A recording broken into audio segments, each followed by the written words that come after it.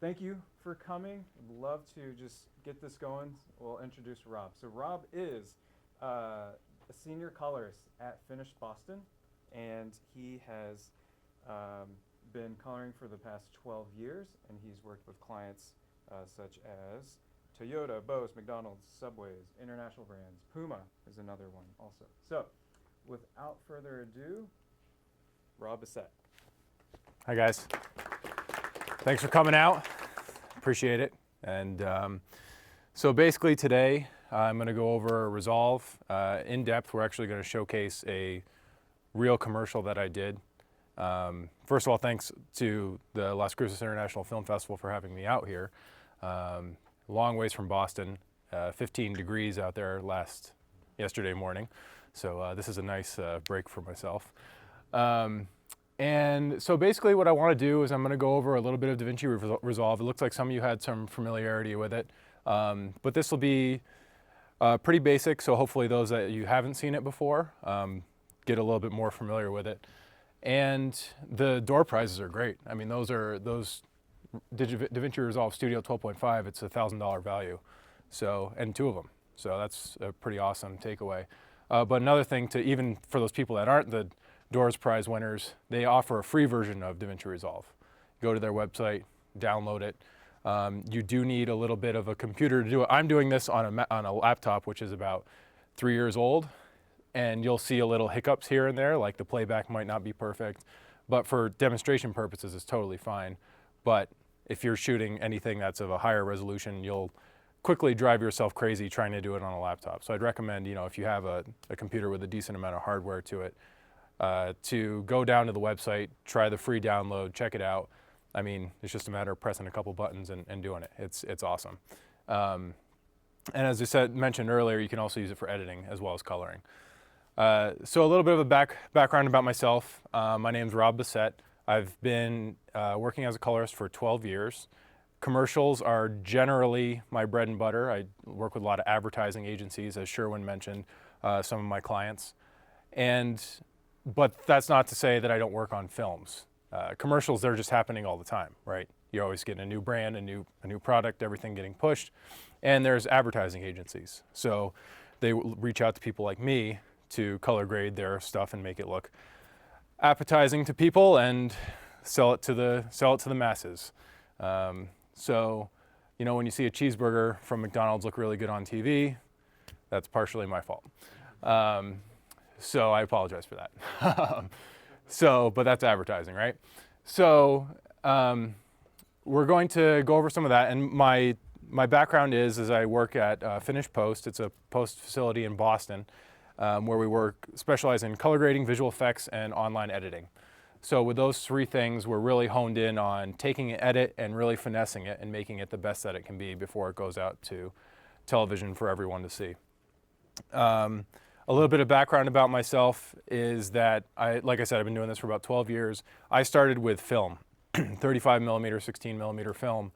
And so I was evolved in the kind of analog to digital transition where everything was mastering to tapes and everything was linear, and you had to, if this was the edit, then you had to work on the next edit, and then you had to work on the next edit. And we weren't able, like nowadays with nonlinear, where you can jump around and try things out and maneuver and see what really works. So, evolving with the technology has been critical. Like this software, 15 years ago, to run a software like this, you'd need a custom built computer, and you'd be in a like $500,000 suite, and it's just insane. And now you go to a website and you download it, and there you go. So this has been available to the masses, which is, in my opinion, a fantastic thing. Some people say to me, is this a good thing that you're giving away your secrets? Is this a good thing that you're showing people how to do this? Is this a good thing that the software is available with a download? Whereas, are you going to be able to continue to make a living? And my answer is yes, I feel like it is a good thing because you're exposed to it and people are now more aware of it. If you said this presentation at New Mexico State University 15 years ago and said, we're doing a workshop on color correction, half people will be like, I don't even know what that is. No need to go. But now when you all come here, you can get something out of this. You can go home and you can download it, you can play with it. And you'll realize that it can make your product that much better as you progress through your filmmaking experience. But the gotcha is, and the part that I'm not worried about my job security, is that you realize it's not as easy as it seems. Pressing a couple buttons here and there can make your stuff look great. Maybe you can make one image look great, but can you make 15, 20, 30 images all blend together in the same manner? You might have one shot that's a complete disaster and one shot that's beautiful. It's easy to make the beautiful shot look good. Can you make the horrible shot look good? So it exposes people to the art and the craft of color correction, just as it is with editing, right? Editing, when Final Cut 7 came out, everyone could do it, but then you quickly learn it's not as easy as it seems. And it takes practice and dedication and perseverance to do it. But it can be done. It's just putting in the time and learning how to hone your eye, and then, as I said, shifting and changing with the technology as it evolves. It's crazy. I started on Resolve version 7. I was on Resolve before it was Resolve, when it was owned by a different company. And then Blackmagic bought it. And they've taken it to a whole nother level. But if you put up the user interface for Resolve 7 versus Resolve 12.5, it's night and day. And with NAB coming up in a couple of months, actually just about in a month, they might even unveil some more secrets, who knows. So what is color correction? I imagine most of you have a good idea of what color correction is and what it stands for and what you're trying to do. In layman's terms, and kind of if I'm explaining to someone who's never even heard of it before, I say it's Photoshop for video. It's improving and creating a color cast or a direction for a film in which you shoot. In a lot of examples, there's cameras now that are shooting flat profiles. So minimal contrast, everything looks kind of gray, looks kind of washed out. And you see that and you're like, okay, that's obviously not right. What do I need to do this, make it better? You have to color correct it. So it's really kind of taken off, like I said, since this has become available to the masses. And probably about around 2000, 2001, I'm not sure the exact date, but the first digital intermediate workflow, and digital intermediate, or DI, is talking about a nonlinear workflow in terms of color correction and being able to isolate specific regions and specific areas of an image and alter that image. So say, for example, my skin tone was too flush, or I was embarrassed and my face was all red. I could isolate that red and I could turn it into my more normal skin tone. So the first nonlinear DI was Oh Brother, Where Art Thou, which, like I said, I think it was about 15, 20 years ago. So you can imagine kind of how that's developed, whereas now every single movie that you see in the theaters, what's out there now, Kong and Logan, like every single one of those, hours and hours and hours spent in DI. So it's the standard workflow now, and that's kind of what we're doing here now too. So color correction does a couple of things. It helps us fix mistakes, overexposed, underexposed, wrong color temperature, wrong ISO, all these kind of things that you come across as a filmmaker, and you think you've got it on set until you step into the edit suite or you look back at Video Village and you realize, oh man, this is not right. We lost the actor. The sun has already set. We can't get that again. What are we going to do? That line was perfect. They got a tear falling out of their eye just at the right time. We can't replicate that. So a lot of times, if you have an issue with something like that, that mistake can be fixed in color correction.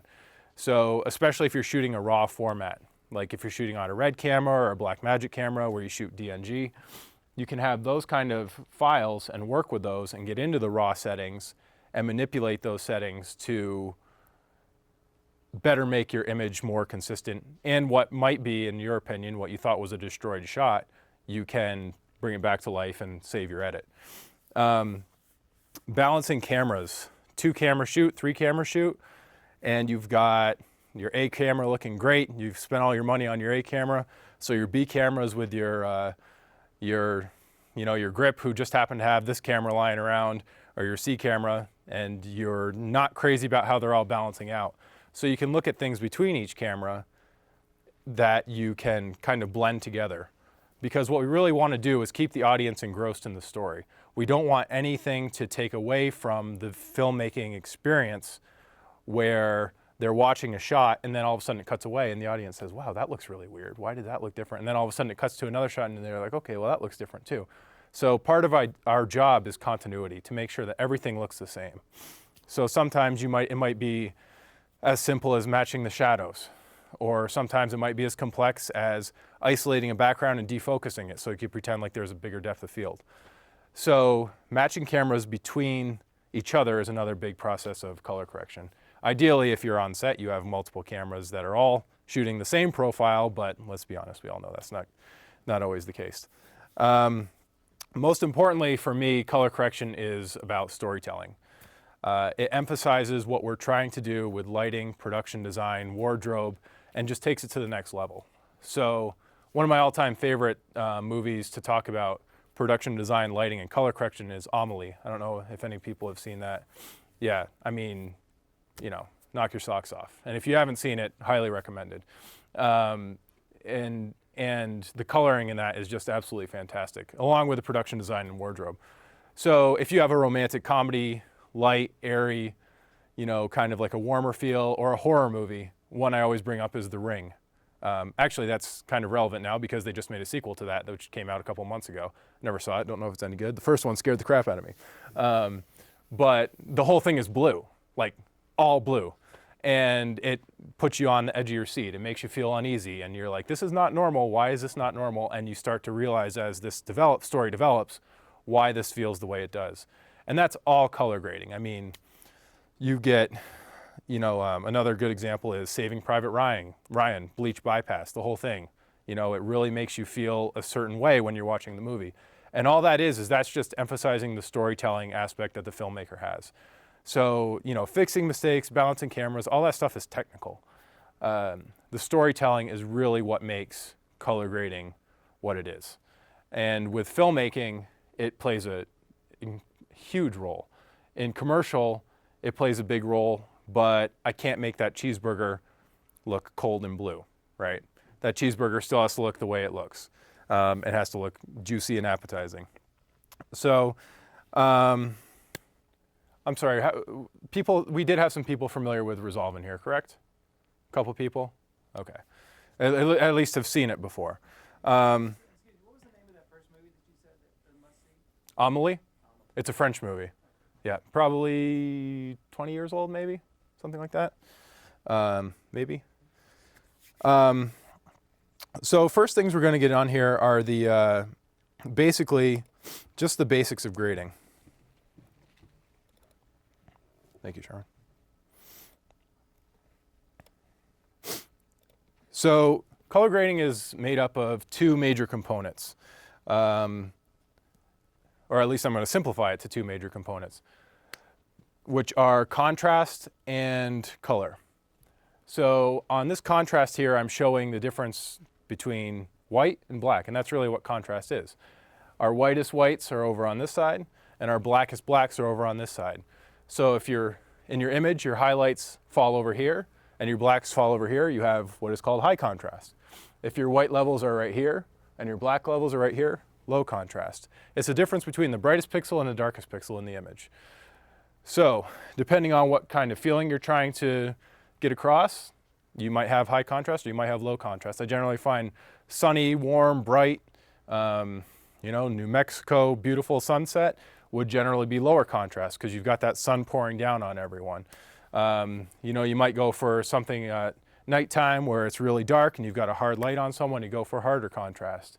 So that's pretty simple, right? White and black, and what's the difference between the two? A little more complex between contrast, black and white, is the color. So, big surprise, right? Color is a big part of color correction. So right here we have a color wheel. All the way around, red, magenta, blue, cyan, green, and yellow, right? So as we move around the color wheel, we are changing hue, or the color. As we move in and out of the color wheel, we are increasing saturation. So if you look right here, smack in the middle, that's white. Zero saturation is white. All the way out here is the deepest color, or the most intense the saturation. So as you move from in to out, that gradient change from lower saturation all the way to fully saturated, and the hue is around the outside. Now this might all seem like you're taking art class in 5th grade, but it has relevance to this, I promise. So the reason why this has relevance is if you look at these color wheels down here in the lower left-hand portion. So in color correction, you're broken up in any program that you see, whether it's Resolve or you're working in an editor or anything really. You'll see lift, gamma, gain. Lift is shadows, gamma is midtones, gain is highlights. And depending on which way you push this lift, gamma, or gain, reflects the color wheel. So it's no coincidence that these colors mirror each other. So if I were to push this lift to here, that would be average pushing the red in. If I were pushed to here, it would be more saturated, right?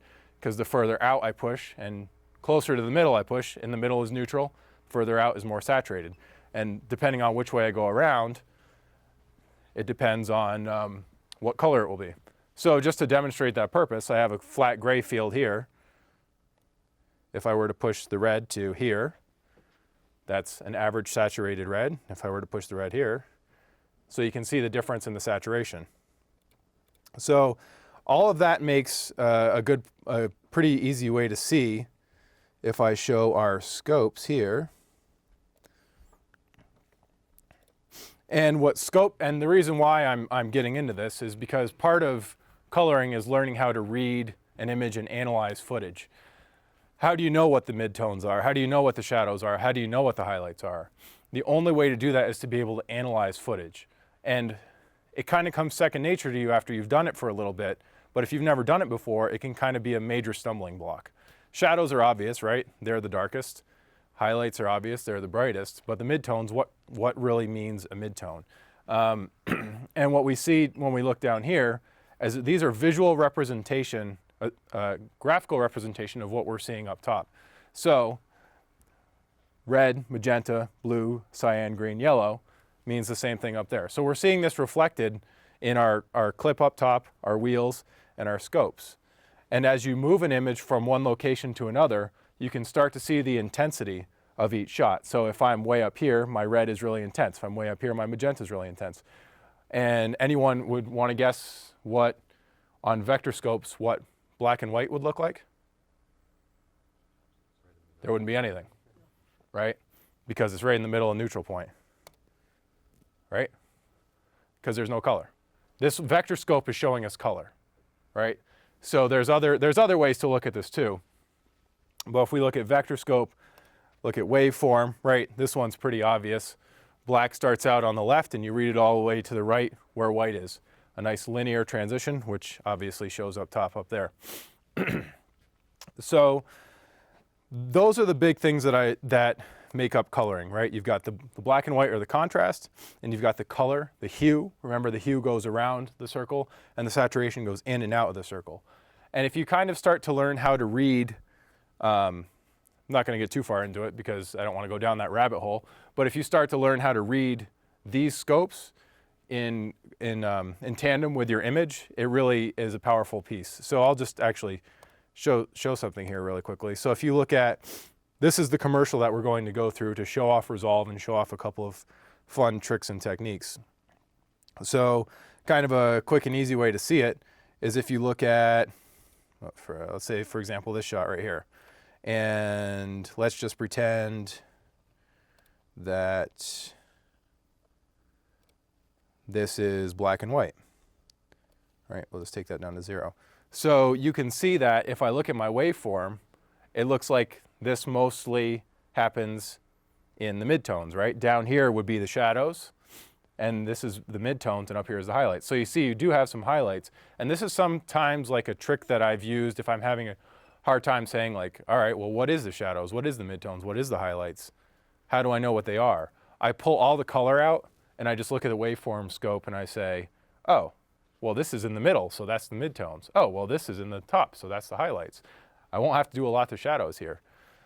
So if you take that color out, it kind of eliminates that equation, and then you're just looking at the contrast. Remember how simple the contrast graph was? One end was black, one end was white. Now this is telling me what's my midtones, what's my highlights, and what's my shadows. So if I actually now look at this image here, and this is my main correction, I can see that most of the adjustments I made, if I look over here in my gamma, I made most of my color changes here to a warmer cast. This didn't change a whole lot, and this didn't change a whole lot. Now what these sliders down here do, these move in and out and around. These sliders move left to right, and those sliders raise or lower the image as a whole, or raise or lower the shadows and midtones as a whole. So right here you see -6, -7, -6, -5. That's saying -7 in the red value, the green value, and the blue value of the shadows. That's me just darkening it just a little bit, because they're all pretty level in what I darkened. Here, you can see the cast is going more towards red because I made this warmer. We'll get more into that later.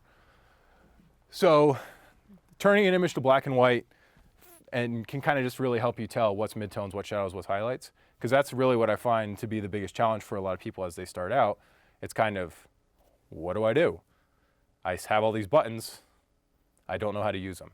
So simplify it, take out the color out of the equation, try to learn the difference between shadows, midtones, and highlights, and then you'll eventually just be able to do it without doing that and progress from there.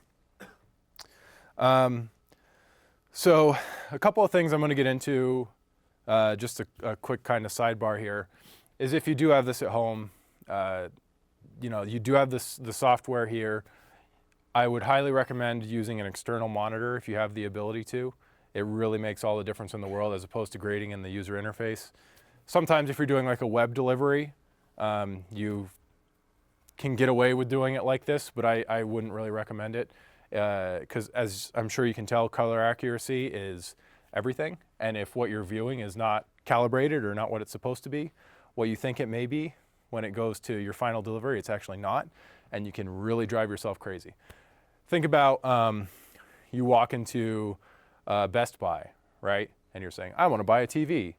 And there's a wall of TVs in front of you. Does anyone ever look the same? They all look completely different, right? So you want to be that level of standardization that you have to know that your stuff is calibrated and know what you're viewing is correct. And then when you deliver that piece, you can sleep easily knowing that, hey, I wasn't grading this with a bias, right? So like when I showed that gray clip right here and I went up towards red, what if your color balance was like this, right? And you took out a bunch of red to try to neutralize it. And then when the opposite of red is blue on the color wheel, right? Right up here, the opposite of red, if I were to pull that back, is the cyan blue. So if that were what you were monitoring in, you'd be trying to compensate for that red. However, when you delivered it, if that person had properly calibrated stuff, everything would be too blue because you put blue into it to try to compensate for your red monitoring. So calibration is huge. If you can have a lighting temperature of 6,500 degrees Kelvin, that's also huge. And me personally, I love the control surfaces. Does anyone have experience with using any of those? The balls, the lift gamma game balls? Looks like you're kind of playing the piano and playing that, like, what was that arcade game with the golf one where you spin it up? Those are huge. They are a huge time saver. I would say I probably work, honestly, probably like 10 times faster using those than if you're doing with a mouse and a keyboard. It's not to say you can't do it that way. For speed and efficiency, though, it makes a big difference. So one more thing I do want to hit upon, and this is just kind of going along with the color wheels, and I just remembered. Everyone here has probably seen some sort of Michael Bay movie, right? Transformers, Bad Boys, you know, you name it. Big explosions everywhere. Very colorful, very saturated. What he does on his films to amplify that color and that saturation is he plays specific colors on top of each other. So Transformers is probably the most hyped up of them all that takes this to a whole new level and maybe even oversteps it, is they play off color contrast. So the orange and teal look, a lot of people call it, it's used in like every superhero movie. And the reason why is because it's got this giant, big blockbuster look because it has excess contrast to it. Not only the contrast of the black and white, color contrast. And what I mean by color contrast is orange, generally your skin tones lie right along here, and they put the shadows or the darker areas into the blue or teal. So you're on opposite ends of the color wheel, the colors contrast apart from each other. So what happens to just be skin tones easily falls across from cyan. Whereas if you were magenta and green, right, that doesn't really happen in real life a lot, right? Magenta and green, and I imagine that way it look actually kind of gross if you were to do that. So that's another thing that plays up, is that if you're really looking to enhance an image, or you feel like your black and white contrast is maximized, you can try to look into things for color contrast. Say, for example, someone's wearing a really bright orange shirt on a blue background. You can amplify that blue and you can amplify that orange, and you have more color contrast, which goes hand in hand with the black and white contrast. So the general takeaway, and basically what I want you guys to get out of this, is that there's really no one right answer. Consistency throughout the scenes is the biggest and most important thing. Like I said earlier, if the audience is watching it and then they are all of a sudden taken out of it by a shot that wasn't properly white balanced, or a different camera came in, if our job is done correctly as a colorist, no one notices what you did, which is kind of a thankless job. But it's like editing, right? Or sound design. If no one notices the job and they're into the movie and they understand the movie and they're really into the flow of it and the emotional aspect of it, then we did our job. If someone is all of a sudden distracted by something, they're taken out of the movie, and the film is you're at fault for making the film not go in the direction in which it would be. That's not to say you can fix every single shot. You can't. Sometimes it is what it is, and our hands are tied. Our hands are tied to what's been done on set. There are limitations to what you can do, but you can always push it way further than you generally expect. Interaction with clients is critical to make this work properly. It's a subjective art. Who's to say that what I think looks good, someone else thinks good? There's literally no right answer as to how to do this. And there's infinite possibilities. So collaborating with a filmmaker is critical. Collaborating with a DP is critical. Knowing what they are doing on set. If you can get in a pre-production, it is fantastic. It rarely happens, because whenever someone comes to a colorist at the end, they say, oh, we blew all our budget, we don't have any money left. Can you do it for free? But we've all been there, right? So being able to collaborate with those people and understand what their vision is and what their view is really is critical, because it's not your movie. There's people who have poured their heart and souls into making this movie, months, years, decades into making movies. And if you get your hand on it for, a week, 2 weeks, that's a small piece of the pie in terms of the time investment as to this. So it's someone else's movie, and it's your job to get their vision across. That's not to say that you shouldn't put your opinion in. You should.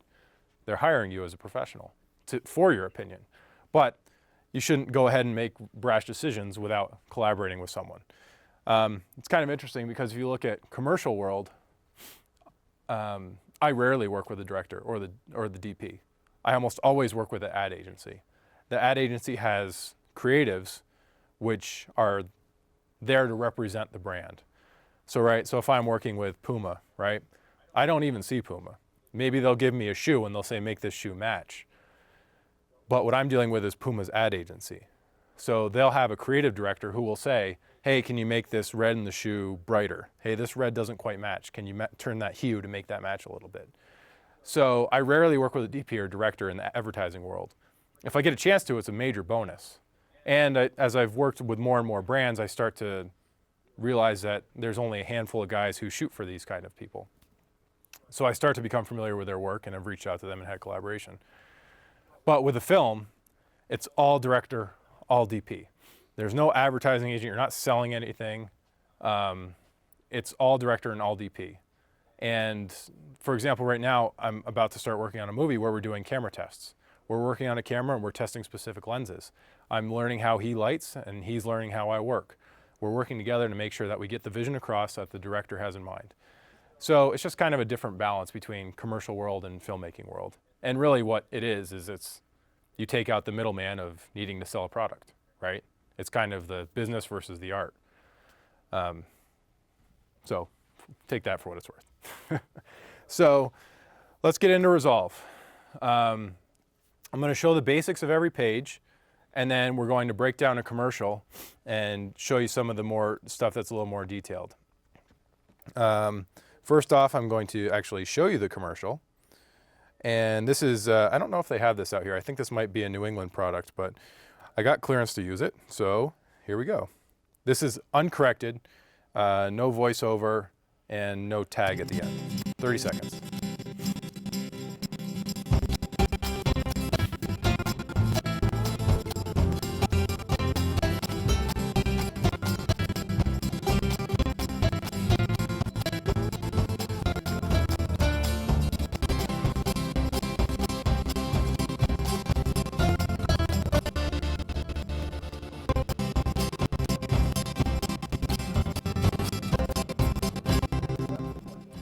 So that's the commercial, 30 seconds, see it on TV. Doesn't, like I said, doesn't have, they're doing a little voiceover work to it, and they're doing a tag at the end, you know, like, I don't know what they're gonna say, but they might have some legal disclaimer stuff they have to put on there. But it's basically done. So that was shot on the C300, the Canon C300. You guys familiar with that camera? You know, it shoots, in this case, I've got the raw MXF files in here from that camera, and they took the files, they transcoded the files and made them QuickTimes, and then they edited, and I'm not sure what editor they used, but they edited with the QuickTime files. They had like drone footage in there too, but they ended up using it. So they edited with the QuickTime files, they got approval from the client, and then they send off to me. So that's what I'm going to be color correcting. They send that to me and they say, hey Rob, can you take a look at this? Can you tell us how long this will take you to do, and what do you have in mind? So I watched that commercial and I see the music is upbeat, you know, a mother and her daughter, and you've got the feel-good, you know, guy, your farmer working to bring it right to your plate, right? So my initial thought was, let's go warm, let's brighten it up, let's make it cheerful, let's make it happy, and let's kind of embrace that. I see some nice, like, kind of early morning thing, you know, the workers putting in their extra hours to make it work. And then over here, on this end, I said, okay, well, this is clean. We just want the product to pop. We want these blueberries to look delicious. And we want everything to just jump off the screen and say, hey, buy me, right? So this is kind of broken up into two sections. You've got the farming section, and then you've got the kitchen section. So I run that idea by them, and they say, okay, yeah, I think that's pretty much in mind what we had. And I'm basically just reiterating what they've already done in the edit. Right? I mean, I think anyone would see that uncorrected and they'd say, this is what it's supposed to feel like. That's how they shot it. That's the intention. It'd be weird if there was like moody music behind it, right? So that's the beginning process. They send that to me, I look at it, or I might not even get that. I might just get storyboards before they even shoot because they're bidding it before the process even starts. But still, I mean, that one's pretty simple to see what's going on. So Resolve's broken up into 4 pages: media, edit, color, and deliver. And just for, it's pretty simple 4-page process here. You're not going to spend a lot of time in, almost all your time is going to be spent in color. You're not going to be spending much time in deliver, and you're not going to be spending much time in media. So really, you just got these 2 pages that do all the work. Just to give you an idea how far this has come and how much more cleaned up it is in Resolve 7, they had 8 tabs down at the bottom. So you'd have to go into one little tab to do every little tweak and change. Now they've really consolidated it and cleaned it up. So the media page is really straightforward. Think of it as an extension, think of it as a Finder window, really. Right here, I've got my hard drive, I've got my presentation media, and here's my folder with all my media. This is the same thing as if I just opened a Finder window right here. Same exact thing, right? So I'm just navigating to these folders through here. So this is like, just think of it as a Finder window. Some people have like thumbnail views that they like so they can scrub the image. That to me just drives me crazy, so I just like it nice and clean. Personal preference, I don't really know why. And then down here, this is the most important part of the media page, which is the media pool. You're not doing anything with your footage unless it's in the media pool. Think of the media pool as ingesting your footage. It's as simple as that. If it's not in your media pool, it's not in your project. So you can literally drag and drop the file down in, or you can right click and say add to media pool, or you can shift click a bunch and drag them in. It's as straightforward as you would think. So I have all my stuff here in the media pool. This is all my raw footage. So Rob, you're working with the Right. the original camera raw footage, although the editors did some kind of a transcode at QuickTime. And so Exactly. how Yep. are you getting reconnected? Show you right now. So the media page has all of, in this case, I've only ingested my raw media, right? These are MXF files. Yes. So I have my MXF files. These were straight out of the Canon C300. But if the editor were to do anything with these would mean nothing to him because he worked with the MOV transcoded files, the QuickTime files. I don't remember what he went to, maybe ProRes or something. That'd probably be the case. So when we're coloring, we're finishing the product. We need the video at its highest possible quality, which would be obviously the raw footage. So the editor then generates XML, and that XML shows the ins and outs of every clip that he's used. And then I link, instead of linking that XML to the MOV files, I link that XML to the MXF files. If everything were properly transcoded, everything should be exactly the same. The file name, the metadata, the time code. The only thing that's different is that .mxf or .mov at the end. So in a perfect world, which is demo land, everything lines up perfectly. That's when we jump over to the edit page. So in the edit page, it's as simple as saying timeline import XML. You navigate to your XML and you say ingest. And in this case, it actually did line up fine because they're not doing anything crazy to it. It's a very simple edit. There's 10, 15 edits in the whole thing. No crazy, repositioning or time warps or anything like that. But all that stuff does happen. And XML workflow has gotten better and better as the years have gone on, and conforming, that's what this is called, conforming, has only gotten better. But there's times where you'll have to do it manually. So that's where the edit page really comes in handy. And remember, this is me relinking to my media. And this is where you can edit material, is if I go into a different style of edit, my trim edit mode, I can move clips around if they're not lining up right, or I can slip them around if they're not lining up right. And the way I know what they're lining up correctly is the editor exported me a XML. And XML is just math, right? It's saying take clip A and put it here. Take clip B and put it here. If something's wrong or doesn't come across right, I'm putting my faith in a mathematical equation that I think is right, but I don't know is right.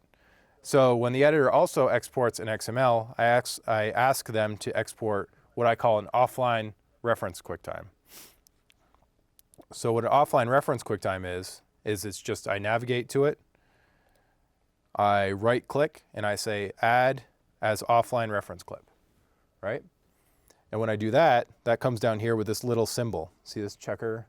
You win the race. Down here. That now, in my timeline that I've ingested, I can right click and say link offline reference clip, and this is the name of the commercial, human.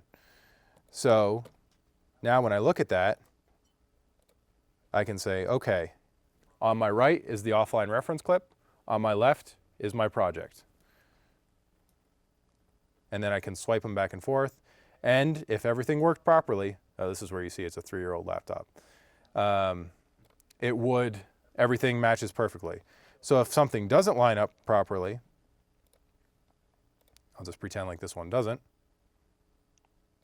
it would look like this, right? So you'd swipe back and forth and you'd be like, uh-oh, that's not right. And then you could manually move your piece back and forth. Now that's if the XML isn't working, and this is your kind of security check here to make sure that what you have here is what's right. I don't want to end up coloring something that's just going to end up on the cutting room floor. I want to color what's being finished. Almost always in this process, you're working on finished or locked material, especially if you're doing this XML workflow. Now, if you're editing in Resolve, that's a different story. And that's kind of the beauty of editing in Resolve, is that you edit in Resolve, hop over to the color page, color it. If you don't like it in the edit, just get rid of it, and then it'll update in the color page. So that whole XML ingest, offline reference, mumbo jumbo that I just showed you isn't even anything It doesn't have anything to do with it. It's not even a bridge you'll cross. Everything is done in the edit page, and it's reflected in the color page. So the edit page has all your traditional editing techniques: ripple, roll, slip, slide. If you need to go into like repositioning footage, or doing a different composite mode, or adding titles, you can do that all in the inspector. There's a couple of really awesome features in the studio version that you guys are doing for the door prizes today that don't exist in the free version. One of them being deinterlacing. So if you have like a project that you got from, you're doing a documentary and you got a project from 20 years ago, and interlacing, you guys are all familiar with that. It's got those like really weird jagged edges that kind of just instantly age your footage. They have a deinterlacing function in here in the studio version, which works fantastic. That was a release at last year's NAB, which I've used in a couple instances, and it's totally saved my butt. So media page is just organizing your footage. Edit page is ingesting your footage for your, to prepare for editing, or to prepare for coloring and confirming that it is correct. And if you choose to edit in here, you can also edit in here as well. And I should also mention that this up here, this section is the media pool, which is exactly the same as here. It's just being reflected in the edit page as opposed to the media page. All right, now the fun stuff and the most complex of everything. Everyone following so far with just media page for organization, edit page for editing and making sure your edit lines up. Now we've got color page. So a couple of things to just hit upon here. Up here on the very left, we have a still store. And what you use a still store for is comparing and wiping images. So I have a couple of shots here that are very similar, right? I've got my blueberries here, and say here, I've got my blueberries here. So if they were shot at different times or exposed differently, and I was really happy with how this one looked, I'd grab a still of it, and then I'd play it up against this and make sure that they look exactly the same. Because in the edit, these are happening 5 seconds apart from each other. In reality, they could have happened 2 days apart from each other, 10 hours apart from each other, who knows? But it's our job to match it and make sure those work. So that's what the still store is for. Here's your main viewing page, your main viewer, your node tree, and these are your layers. Like if you're thinking of Photoshop, think of how you work in layers. Every single one represents a different part of the grade. Your basic timeline, which is just a reflection of your edit. Your lift, gamma, gain controls, where your main work is done. And then right down here, we've got a whole slew of options that I'll get into in a second. So if we work on here, and I briefly hit upon this, matching, choosing a master clip. Remember how when I bid this project, I said, the beginning is cheery, it's bright, the music is pushing us through it, and I want the beginning and the farmers to be bright and beautiful and cheery, and I want it to feel like early morning. Put it in your work, right? But everyone's happy about it. So you choose a master clip, and what that master clip does is it's kind of your base. This is my base for this scene, my base for this setup. I don't want to choose something like, well, say for example, this might not be the best product, the best one to choose as a master clip, although it shows a lot of variety. That's the only shot that's like that.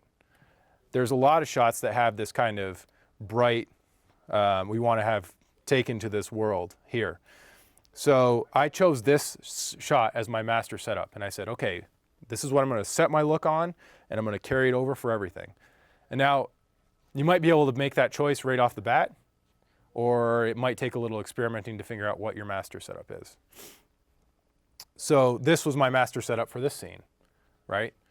This is your product. This is the beauty shot. This is the shot where everyone says, buy us, right here. This is, you've got the frozen blueberry package right in front. You've got the blueberries looking bright and colorful.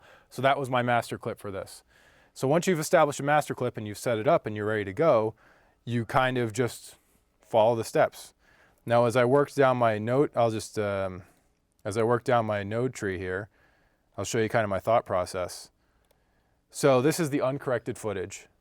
And I said, all right, well, I want to warm this up and make it bright and beautiful. So that was kind of my first pass. You can see a lot changes just on pass number 1. Then I worked with isolating the outside of it to kind of create a focal point. And then I brightened up the bottom because I felt like the bottom was a little too dark. Then I brightened up the highlights because I felt the highlights were a little too dark. So see how those highlights are now coming? And then I just slowly kind of shaped this project as I moved my way along here. Now, I did that through all of these techniques and features used through here. So another example, and probably the easiest one to show, is a window, right? So in the window tab, which is right here, you can create a circle, oval, a square, a custom draw shape, whatever you want. And then you can isolate inside or outside of that shape. In this case, I wanted to bring the bee forward, right? The bee was kind of my, you know, it's kind of the focal point of this whole thing, right? So that's what I did there. Very simple. All I did was just kind of create a shape and then make that inside of that shape brighter. Now you can do that with, you know, you can do it with faces. Actually, I do that with a face right here. So right here, I did this with our actor's face here. Right, just like that. So I brightened up her face. So you see without it on, it's a little on the dull side. With it on, just kind of brings her to life a little bit. Like there's a little bit more light on her face. Almost always going to see lights on people's faces, this kind of stuff. Now the problem is what if she moves, right? Right now, what I have is on her face, and I made it move with her face. But if I didn't have that,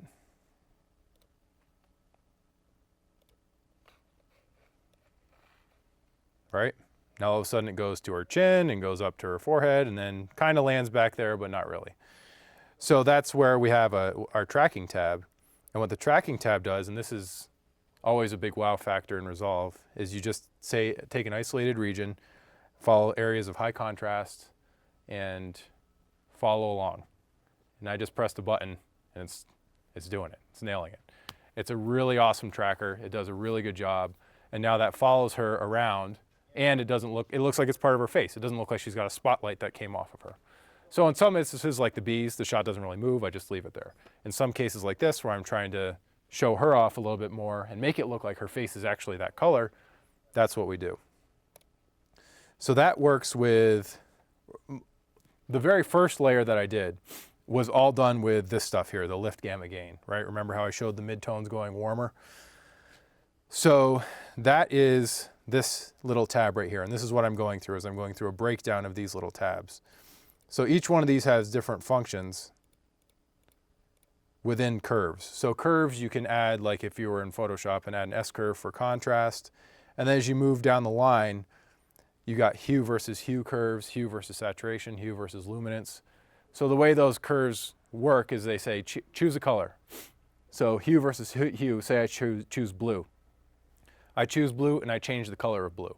So blue can become red, blue can become green, blue can become yellow. Hue versus saturation, I choose blue, I change the saturation. Saturation of blue goes up, saturation of blue goes down, et cetera, et cetera. So in this case, I didn't really use any of those, but they're right there, so I figured I'd show them off.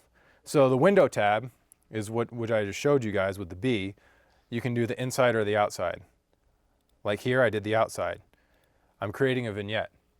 So a vignette is a powerful tool that can really help you create a focal point. So a vignette combined with a power window of brightening up the area. So here's a good example, right? So this is the image here without any windowing. Now this is the image with the blueberries brightened and the vignette added. So you can see the difference between, hey, what's my focal point? And now it's obvious, right? Hey, look here, this is where you're going. But hopefully, when I play this, it's not obvious. But when I turn it off and on like that, you see the difference. So that's Windows. This is a really powerful tool called the HSL key. HSL key is a qualifier. It takes a combination of hue, which is the color, saturation, which is the intensity, and the luminance, which is the brightness. So between those three factors, hue, saturation, and luminance, you can really isolate a very specific color. So in this case, I'm isolating the blue.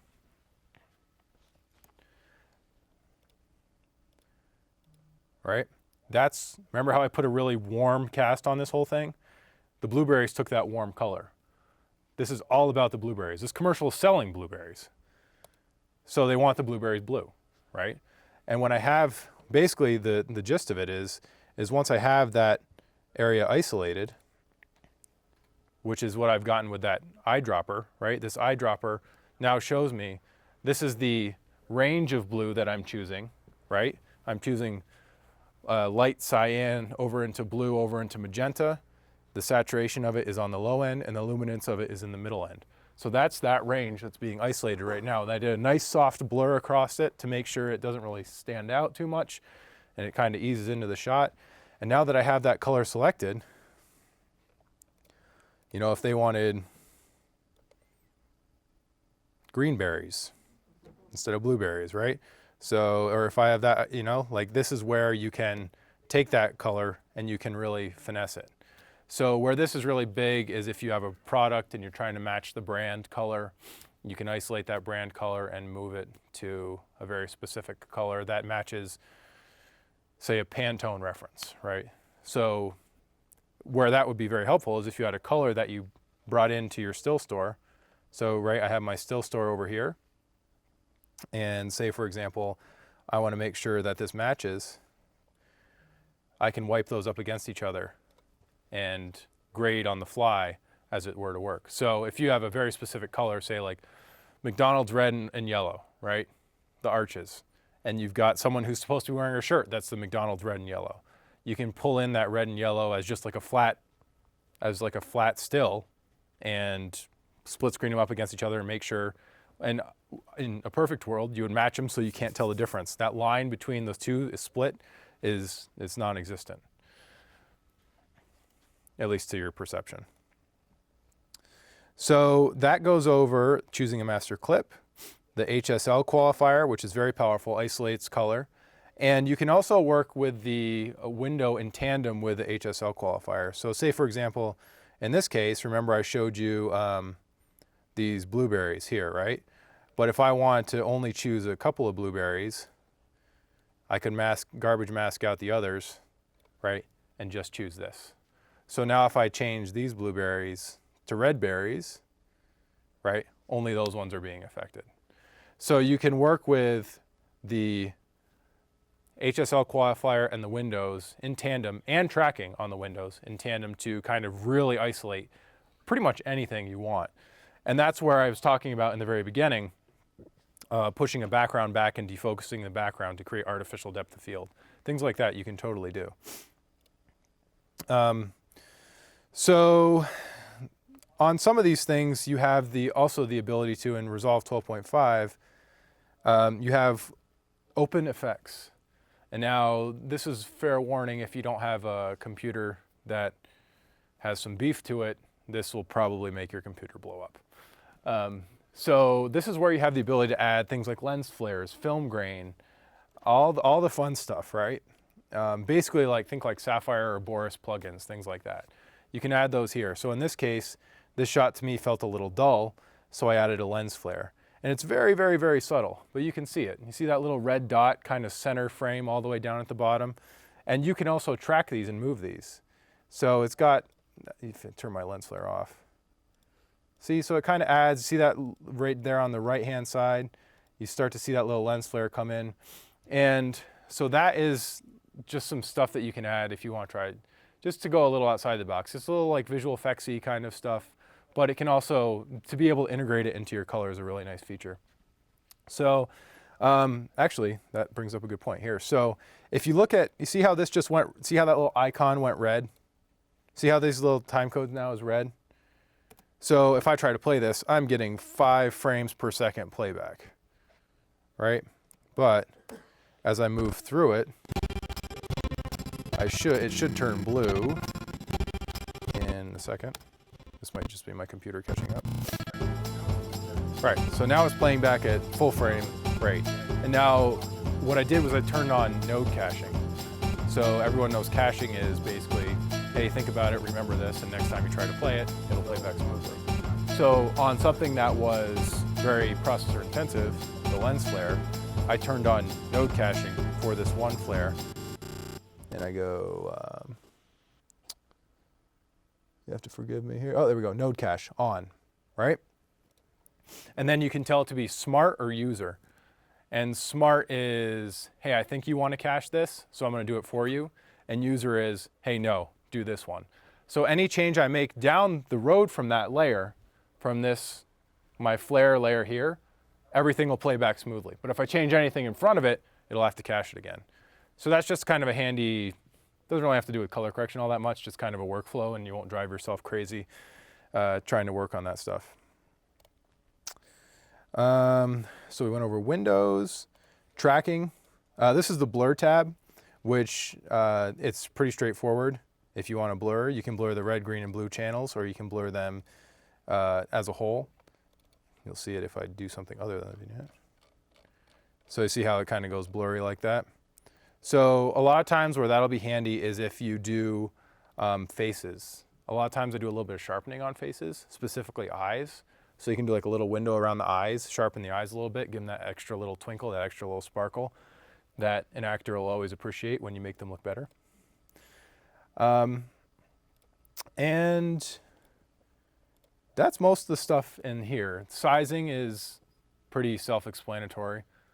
Bigger, smaller, left, right, up, down, right? So if you want to, a lot of times where people utilize sizing is if they shot something in 4K or higher, and they're finishing at like 1080 for Vimeo or something like that.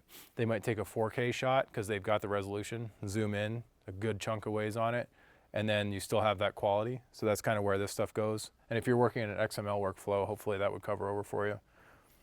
So that hits upon most of these tabs here. Obviously there's a ton more that can be uncovered here.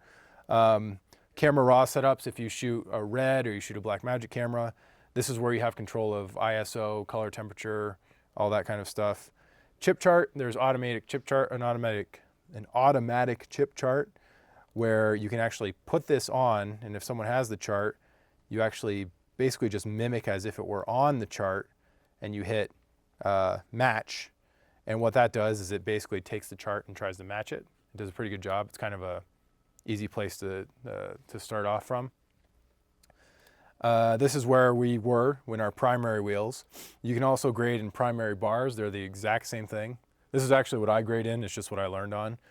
Wheels are just a little more representational of that color space, that color wheel that we had. RGB mixer is just a different way to grade. And this is another huge, huge, huge part of Resolve Studio. In my opinion, the biggest part of Resolve Studio is noise reduction. Noise reduction does not come with the free version of Resolve. This alone is worth the $1,000 price tag. Temporal noise reduction and spatial noise reduction. You get that shot that's underexposed, you don't have the right lighting set up, and it's just grain everywhere. This smooths it out really, really, really nicely. I'm not going to get too far into it because we're already running a little over. I can talk about this stuff forever. So the node graph, there's one more thing I wanted to hit upon here. So the node graph here, it's important in which order you put them. And this specific example, you can see my very first node, remember I showed you, was the balance, right? I made everything warm, I set my initial look. Second node is the outside, the vignette. Third node is the window, right, to brighten the blueberries. I think my fourth was my highlights. And then my seventh and eighth, the client came in and made changes. So I don't remember what those are. Actually, I think on the 7th and 8th, they might have told me to back off the warmth. Or the brighter. Yeah, that's what it was. So see how I had it warmer, and they said make it a little bit less. So we, pushed it 10% back. So this, you might be wondering what this is, because, a node like this, every one is down next to each other. 1, 2, 3, 4, 5, 6. All one leads into the next. It's important in which order you do these, because the order in which the next node is processed is referencing the previous node, if that makes sense. So in this case, I added what was called a parallel mixer, because if I turned this layer into and said, look at the blue here, my blue now looks like this. I don't have nearly as much blue. And that's because I pushed it all away from blue. I made everything really warm. But if I look at the shot uncorrected, I know I have a nice rich blue. So in this case, I said, this represents the original source. I said, pull from the original source and let me grab that blue. And then it said, okay, we'll grab that blue for you. So this is a matter of thinking, like, you don't have to foresee this down the road. You don't have to be like, okay, I know I'm going to do that, so I need to do that in this order, and no one can see the future.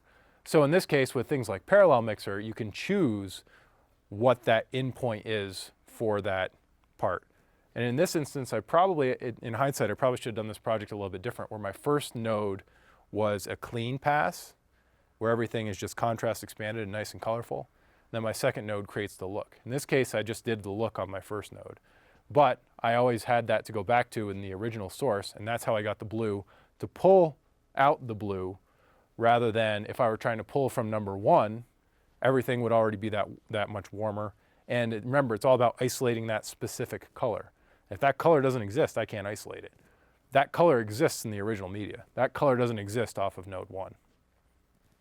So that it's basically a reference. So it's Correct. it's going directly or going to everything else. Yep, you got it, exactly. So that's pretty much, oh, there was one more thing on the color page I want to hit upon. So in the tracking tab, and I don't know how well this is going to show, maybe I'll go full screen. So I'm going to put this on a loop. If I remember correctly, there was a slight bounce to this at the very beginning. It does, not a ton. But if you look like right around here, you'll see a slight up and down bounce in the camera, right?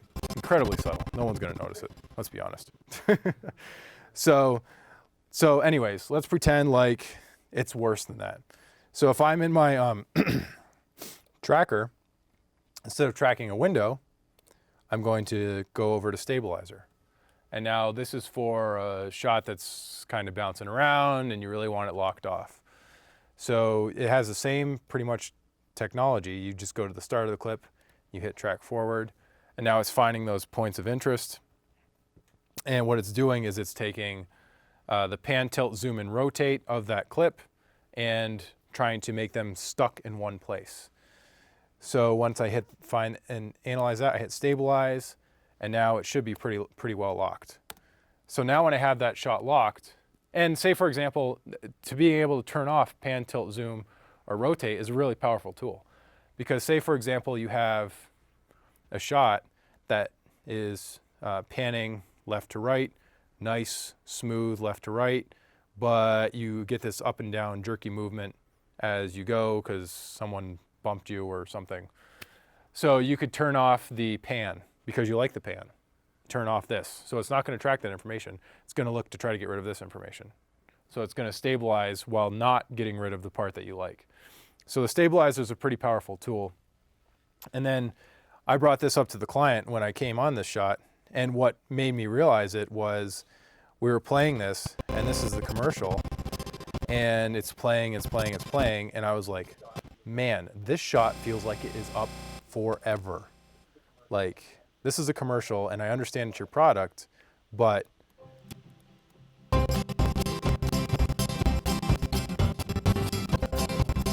that feels long, right? I mean, the music helps you through it, but it felt like it was long up there for me. And I was like, let's try something here. Let's try something. Let's see if we can kind of add a little something to that. So in this case, I actually added a small camera move to it, and this is where the sizing tab really comes in. So if I went into here in my sizing, went to the very first frame, and you add what's called a dynamic keyframe, and then I went to my very last frame and did a static keyframe, you'll see this kind of, I don't know what you'd call that, two triangles touching, right? That's the technical term. And then I just did a little zoom at the end, right? So now I'm doing a start out wide and slowly push in, right? Nothing crazy, just a little bit, but you're adding some camera movement to something that was otherwise static and frankly a little on the boring side.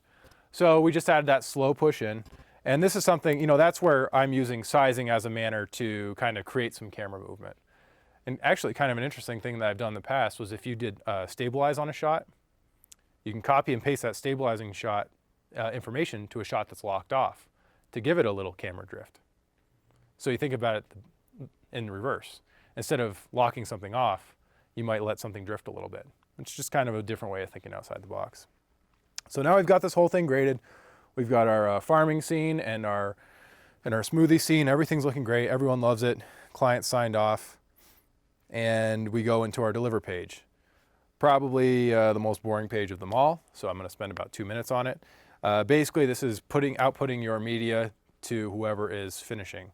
There's times where I've finished in Resolve myself and I've delivered the master out of Resolve, but 9 times out of 10, I'm delivering it back to an editor who's going to put the final voiceover on, who's going to put the final graphics on.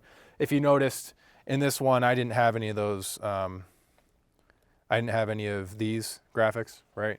And those are still in work.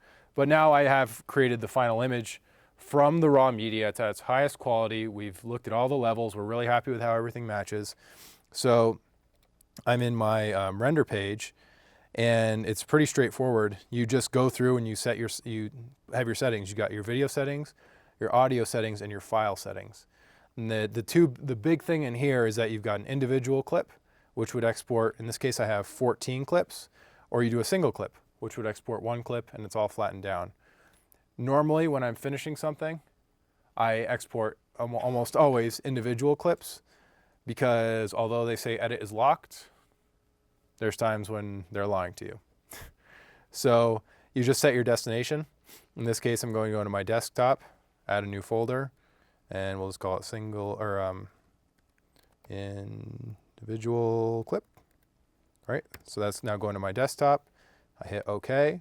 I'm going to do, in this case, I'm just going to do compress to keep it moving quickly. And I'll say, this is always a huge one for me, render at source resolution.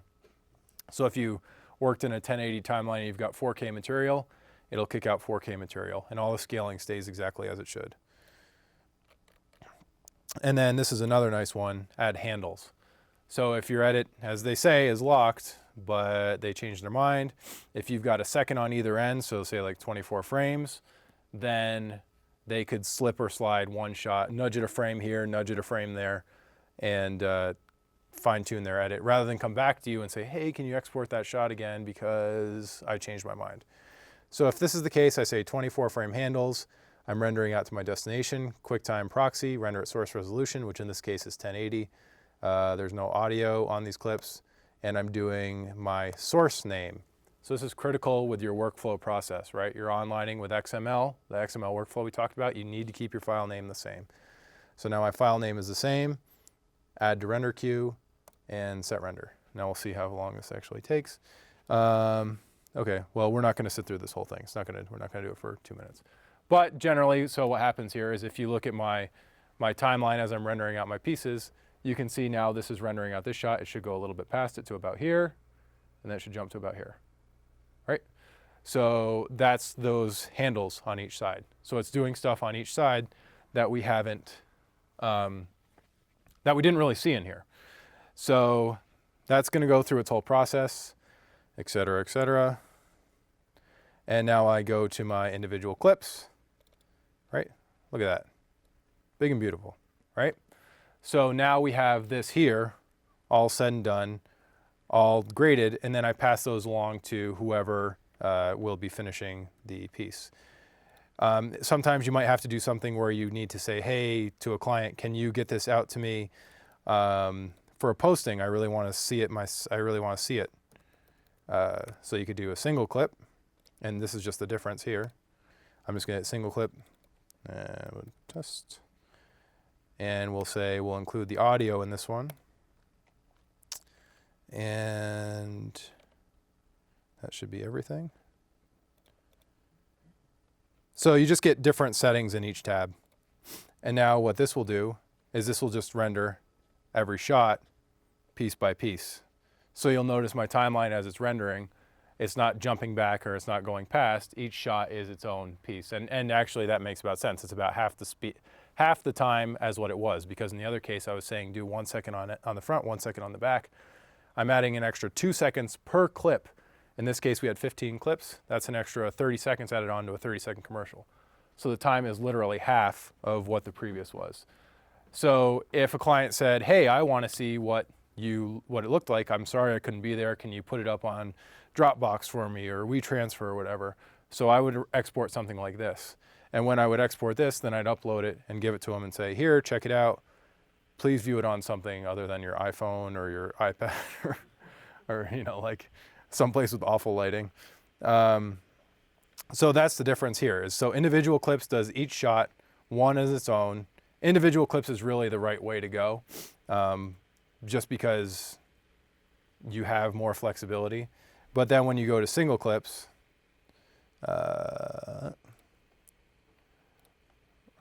right? So my audio didn't render, and that's because I have the track muted. Yep. So that's that. All right. Anyways, you guys get the point. So you know the music. You love it. It's cheerful. So anyways, that's the gist of it. Media page, edit page, color page, deliver page. Ingest, organize, color, and deliver to client at the end of the day. So that's pretty much all Resolve. Now I had a couple of specific questions that I was given in advance, two in particular. Most I tried to hit upon in the middle of the presentation. One of them was regarding lookup tables. Has anyone had any experience with lookup tables, LUTs?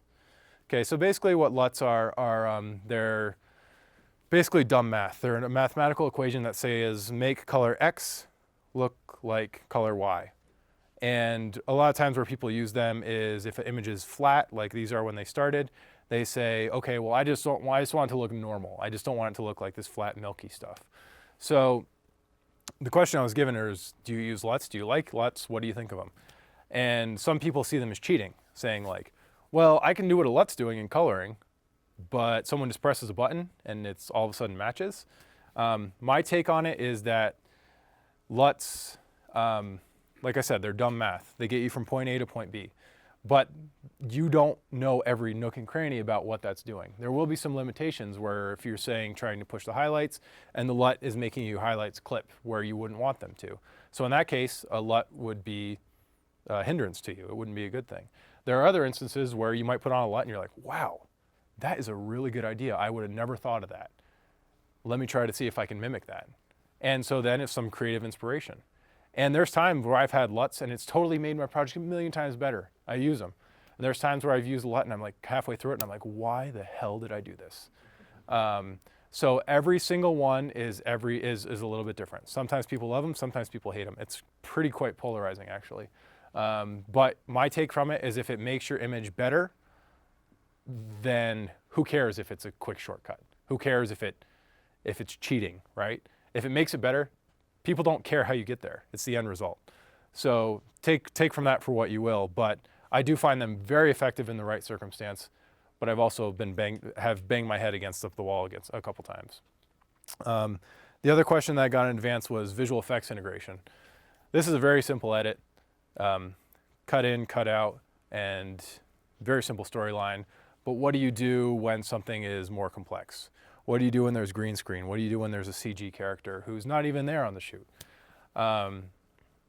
And really, it all kind of goes back to my original conversation about collaboration. In the beginning of this, we talked about collaboration with a DP and the director. In this case, it would be collaboration with a DP director and the visual effects artist or the visual effects company. So I recently finished a commercial for Ocean Spray cranberry juice. You guys familiar with that brand? So you've got the two guys sitting in the bog with each other, right? The older guy and the younger guy, and they're kind of playing off of each other. So in this case, I knew it was going to be really, really hard to isolate the cranberries from the talent. And the cranberries have to just scream off the screen, right? They're this big, beautiful red. I don't know why I'm showing you guys berries. I just realized that as I was talking about that. It's like the same thing. So they have to scream off the page as being this, really bright, vibrant color.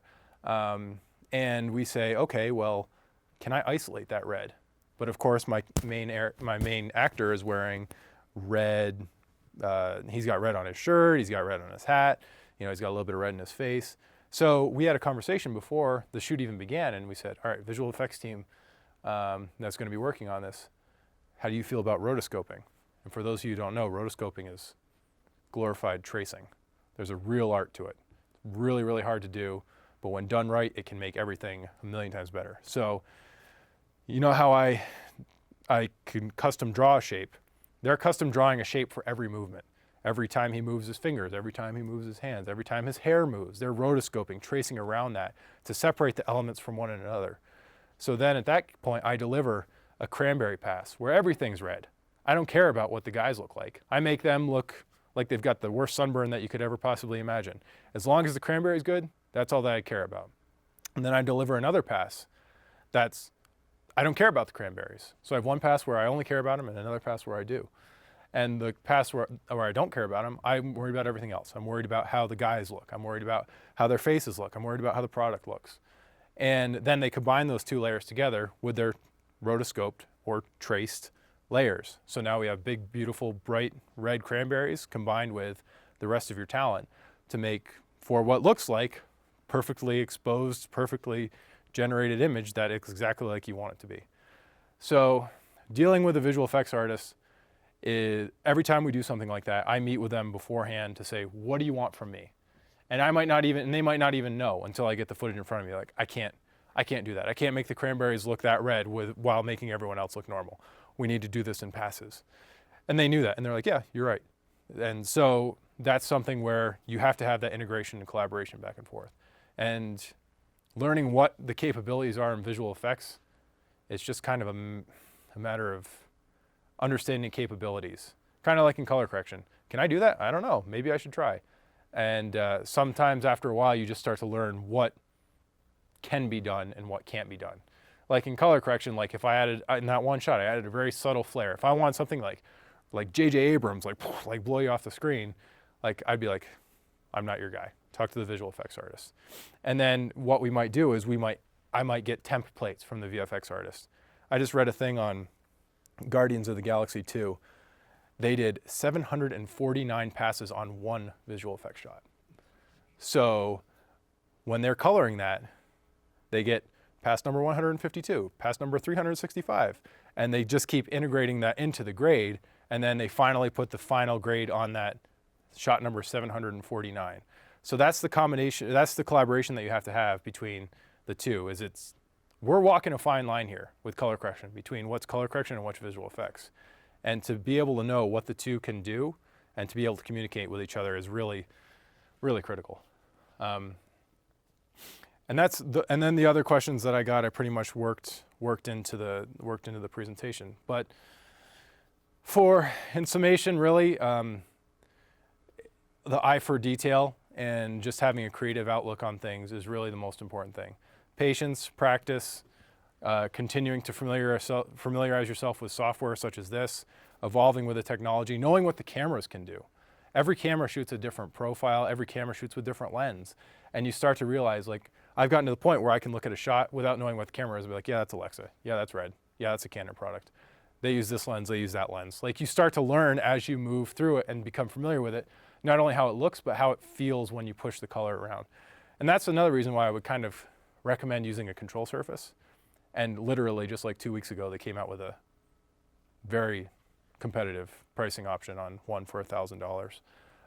Is that you really start to feel how it works. There's some sort of integration between pushing the control surface balls around as opposed to just using a mouse.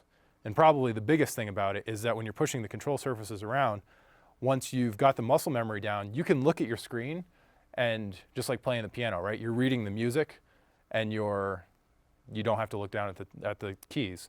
So in this case, you're looking at the screen and you can just feel what you're doing. If you're using a mouse, you can't feel a mouse. I can't feel what this feels like, right? I have to look at the screen and then I have to look down at what my mouse is doing. So on the control surface, you can just look at the screen and feel the rest. With a mouse, you have to keep shifting your eyes back and forth.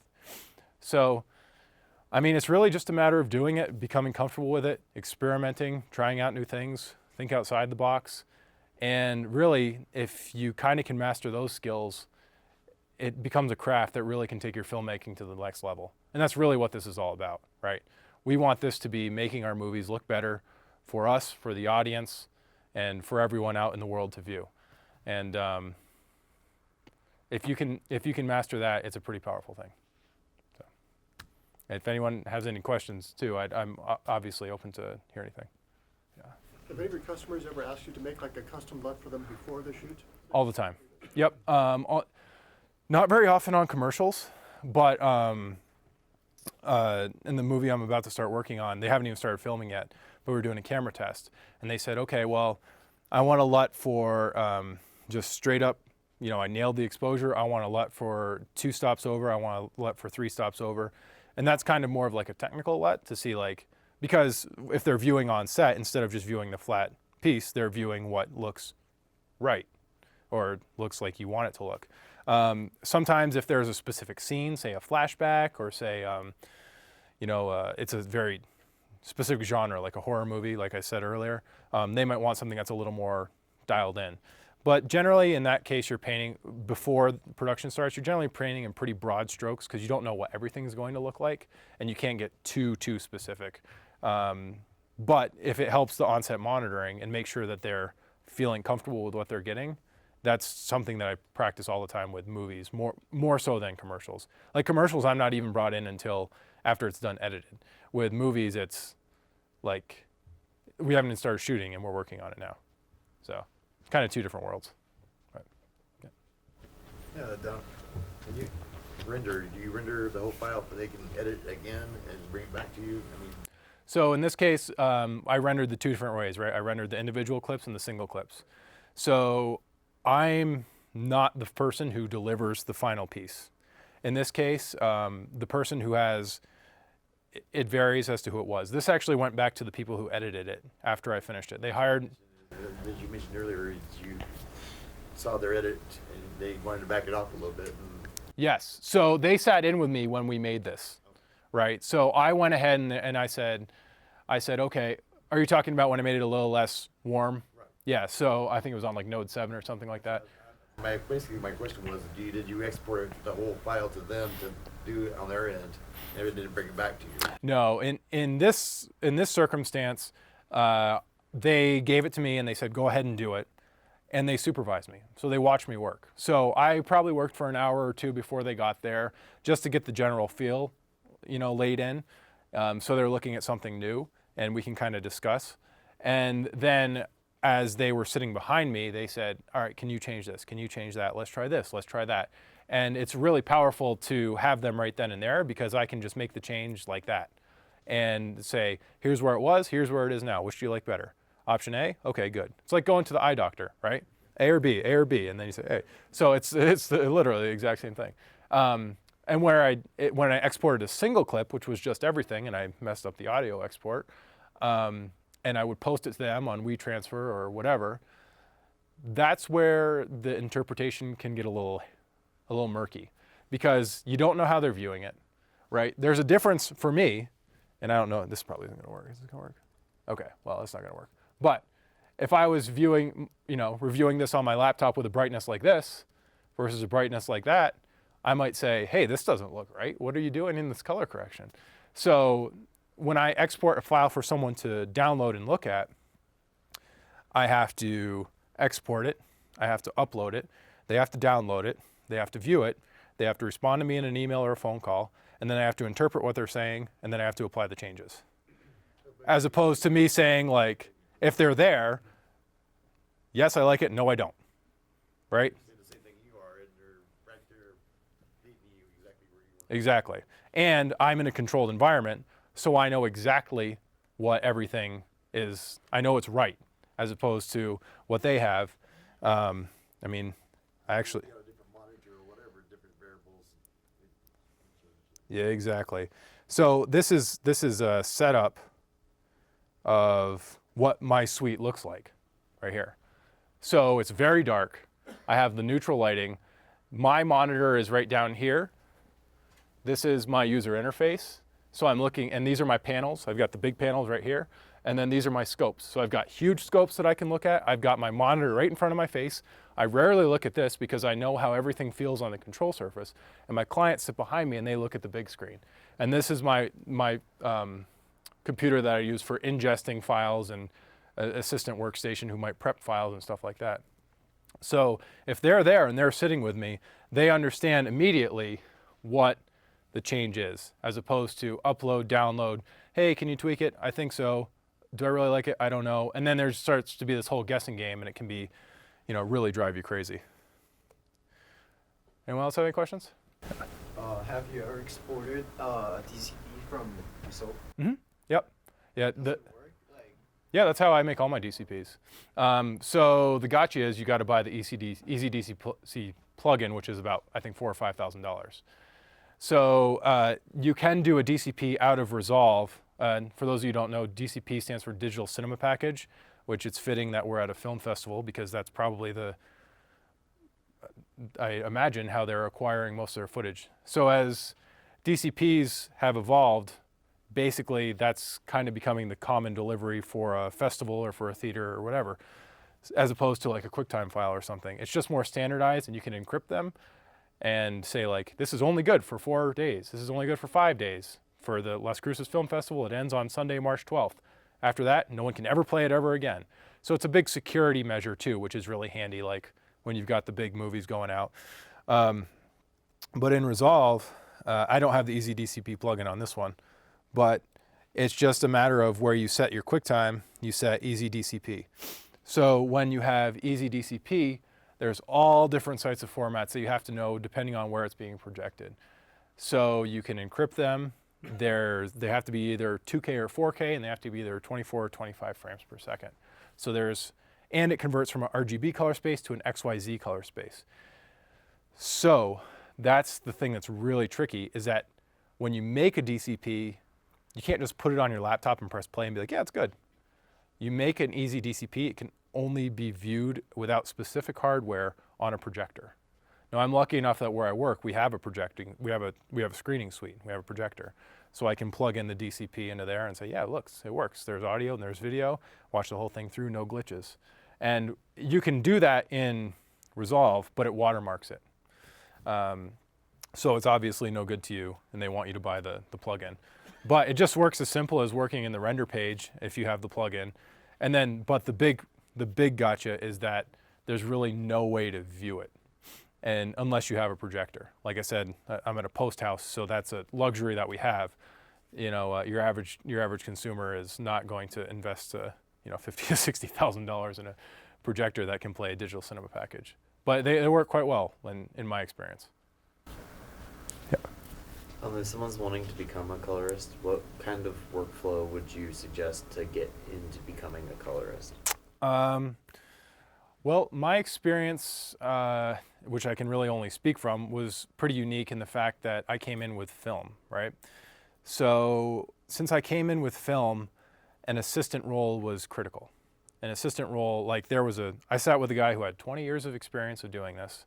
And it was before, remember we were talking about DI, digital intermediate, it was kind of before that became a real thing. So the way he would work is he would sit at his desk, and I'd have a telecine machine, and telecine is basically film to tape. And I would roll up a 35 millimeter film and we'd run it through. He would control it. And remember, we're working on commercials. So if you've got a box of film that's that big, you maybe have, that much worth of film that you got to do. So we've got a list from the editor that tells us where every shot is on the film. I roll up lab roll 1, roll it up, and he colors it. And then I take down lab roll 1, roll up lab roll 2, and he colors it. And then we put them all off the tape when all is said and done. So the assistant role was critical, right? Because the colorist couldn't keep working and get up and keep working and get up, and then lay off the tape when he had to, work on actually coloring. So I sat in on that, and I got tons of knowledge from experiencing a guy who had done it, a guy who had seen it, and it's just being exposed to it. And that's what's good about this software, is that people are now exposed to it. I didn't even know color correction was a thing when I got a job at a post house. I was like, I want to be an editor. So I was like, learning Avid, and Final Cut was coming around, and then we had a color suite. I was like, I have no idea what that was. I had never even touched film. So I really got into that, and I really liked it way more than editing. And I was able to pick his brain. I watched what his hands were doing. I watched what his eyes were doing. What does it do? What does it mean when you do this? What does it mean when you do that? And all that stuff really allowed me to experience it and get hands-on experience and do it in a professional environment. Well, let's be honest, you can be a hobbyist. You can look at all the YouTube tutorials in the world. When the pressure's not on and you got to deliver for a client and your job depends on it, you're always going to be more intense and more into it. And Not that you're not into it the other way, but you know, there's a hell of a lot riding on it. So when you're thrown into the fire, it's either sink or swim. And that's kind of the position that I was put in. And so I gained a lot of experience in prepping projects for him and loading projects. And then, you know, I had access to this great software, which wasn't available to people at the time. And I got to learn it and learn how it worked and learn how to interact with clients. The thing that people will tell you about this job is that, you know, you think it's a technical skill, but a ton of it is being a people person.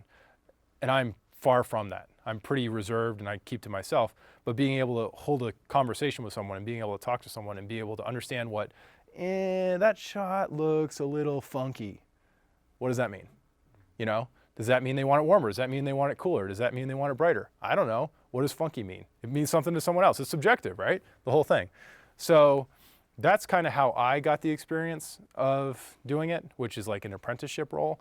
Nowadays, there's like so many great tutorials. There's a couple of awesome websites. I couldn't highly recommend mixinglight.com enough, if anyone's ever heard of that one before. There's just stuff that you can look up and get your hands on and tinker with and experiment with. But to get in an environment where, you know, it's sink or swim, get held to the fire and you got to figure it out.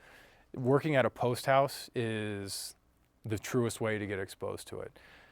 Post house are, you know, some people think they're on their way up, some people think they're on their way down, depends on who you ask.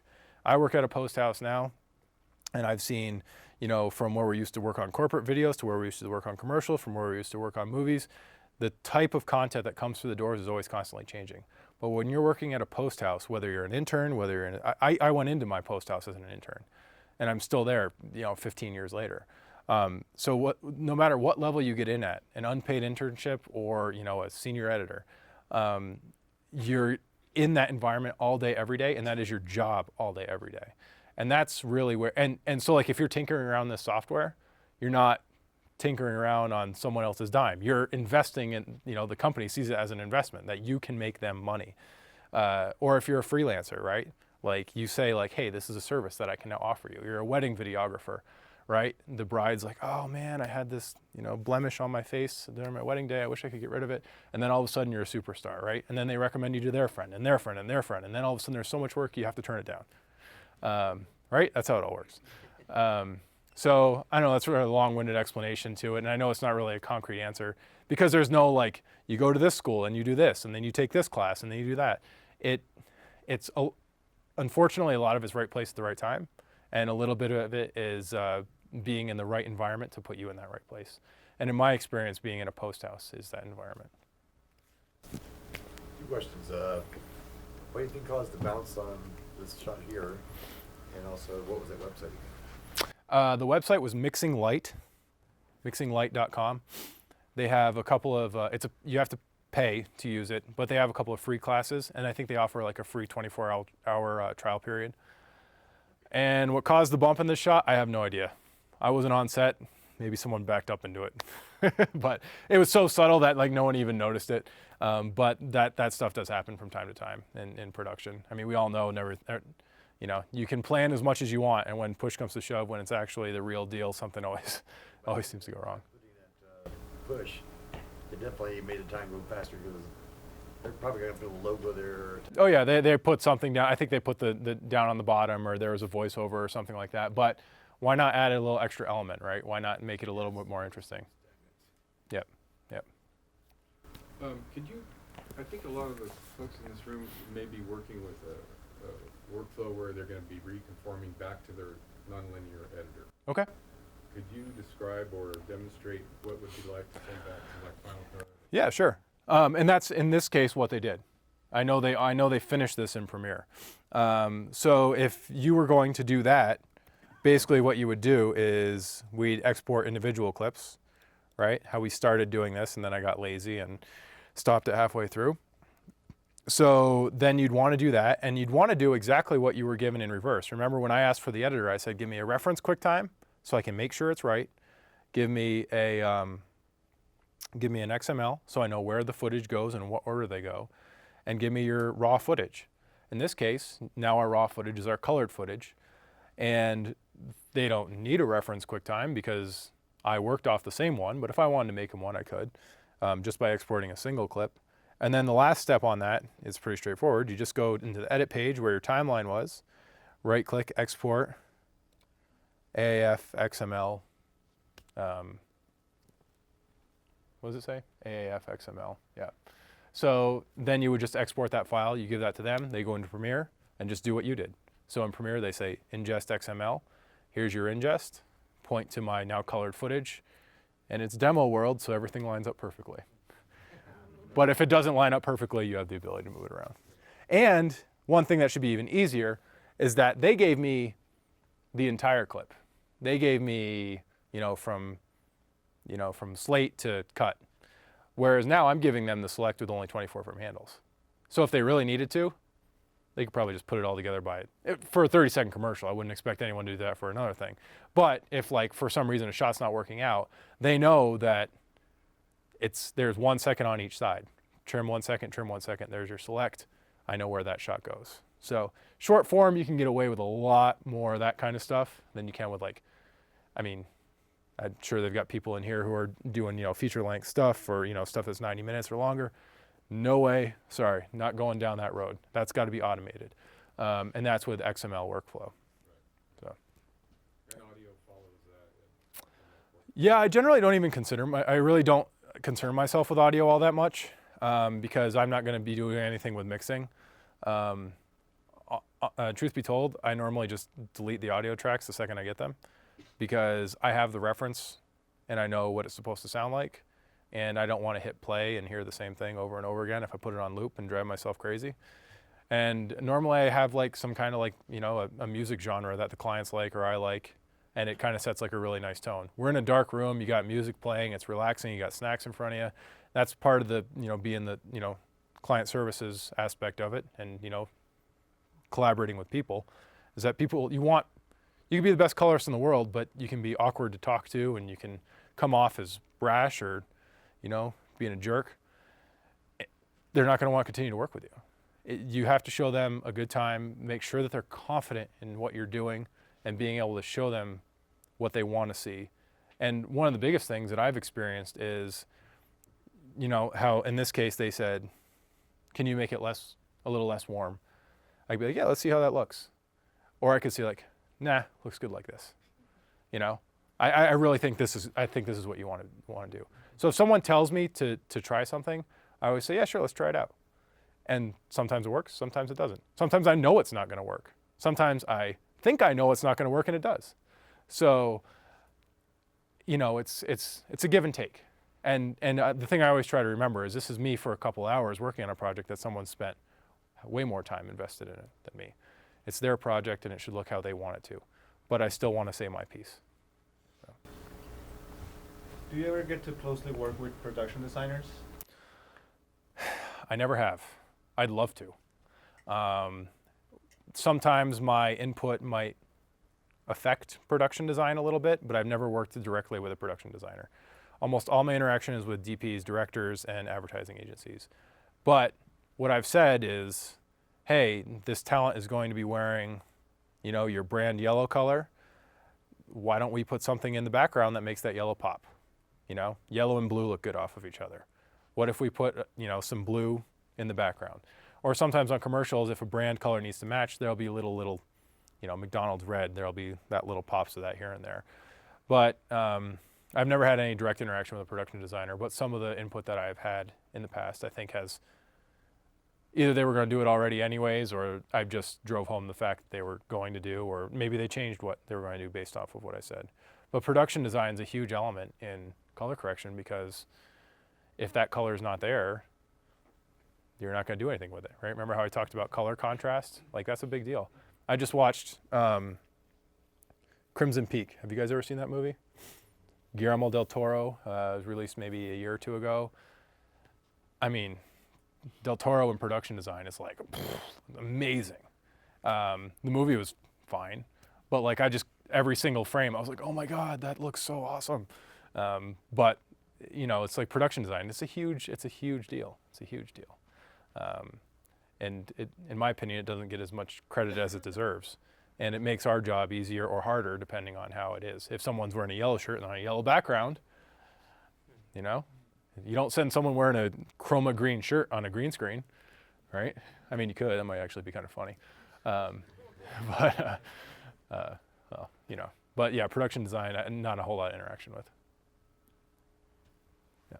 So with the raw formats becoming more accessible and, you know, more across the board, have you found that's actually giving you more options as a colorist to, you know, get the looks that you want? Or Oh yeah, for sure. I mean, it all still, you know, stems down to lighting and how it's lit on set. I can't create a light that's not there. I could mimic a light, but I can't actually make light fall perfectly on someone's face to give them like one, you know, just this eye barely exposed and this eye really dark. But the raw formats are huge.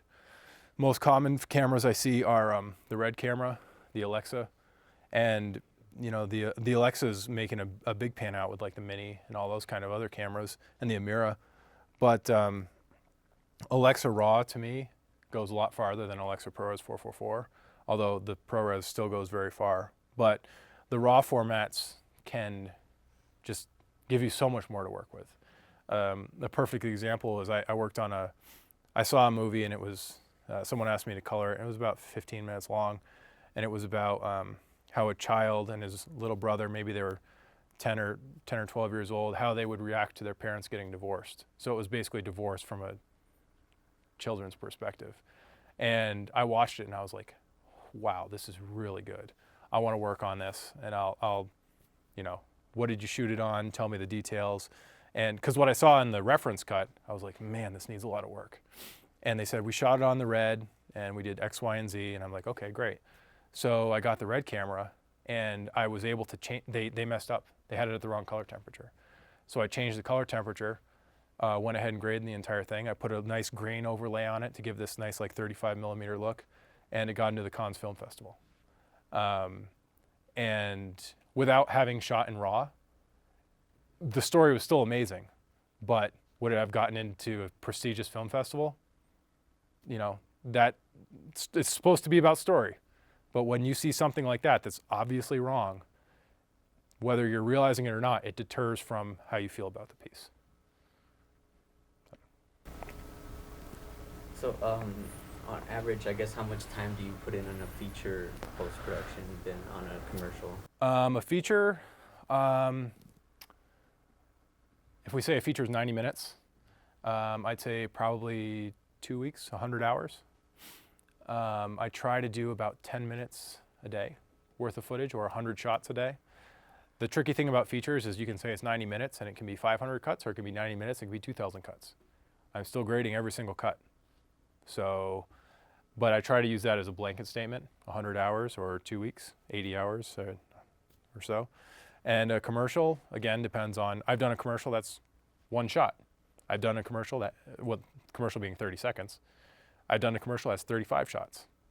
So, you know, very fast or very slow. But generally I'd say a commercial is probably about 4 hours. So I do like 2 30s in a day, or a 60-second commercial, maybe with some 30 cut downs and 15 cut downs in a day. And every client's different. This client, I was almost done before they even walked in the door. So they spent maybe an hour with me. But I still spent that time before they came in. Other clients, you know, like in the one I was talking about with the cranberries, we had to make sure the cranberries looked good. We had to make sure the talent looked good. We had to make sure the product looked good. That one we spent a couple days on.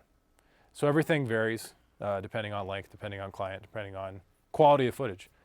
Kind of the funny thing is that the better shot it is, the easier it is to work with. And a lot of times when you're starting out or you're beginning, you're getting crap footage. And that's the hardest stuff to learn on, because you say, why won't this do this? And it won't do it because the footage is no good to begin with. And then that was one thing that was a big eye-opener for me as I started to get better and better footage. I was like, wow, this isn't that. Like, wow, I can make this look good. Whereas before, you're just doing damage control. But that's pretty basic, you know, 100 hours or 4 hours for those difference. So, yeah. Either way, you're putting in time, especially for the 100-hour ones. What hardware do you prefer to work on, and like, or even, you know, your reference monitor, and why?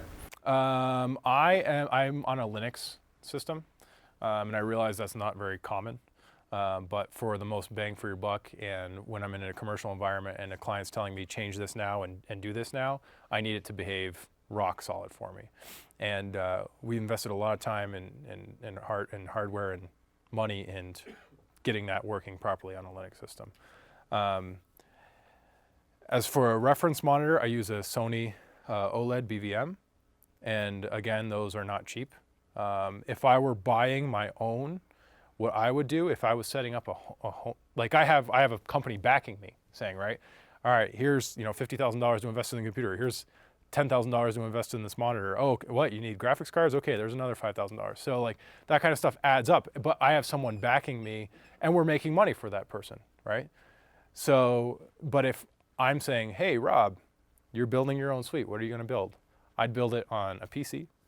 I'd buy I'd buy one of those new Blackmagic panels. I'd buy the full version of Resolve, and FSI monitors are top notch for reference monitors. FSI, yep. Vander Scientific, yep. They're based out of Atlanta. Very good stuff.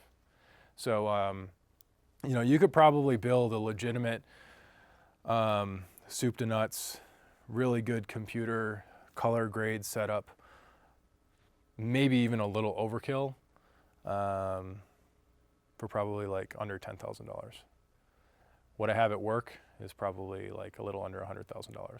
So that's the difference between, someone paying a bunch of money you at an hourly rate when you're selling a product. And that's the difference between filmmaking and commercial world. When you're doing commercials, there's money being made by other people, right? When I'm selling that McDonald's cheeseburger, I'm making McDonald's money. So the rates can be a little bit more exorbitant. Whereas if like you're making your own movie, you hope you'll get into some film festivals, you hope you'll get distribution, and maybe you'll get some money that way, but it's no guarantee.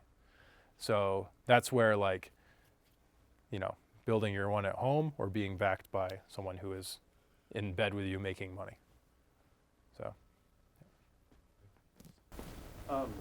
Speaking of that, can you give like a range of the rates that like Bose, McDonald's would get versus that short film that you did?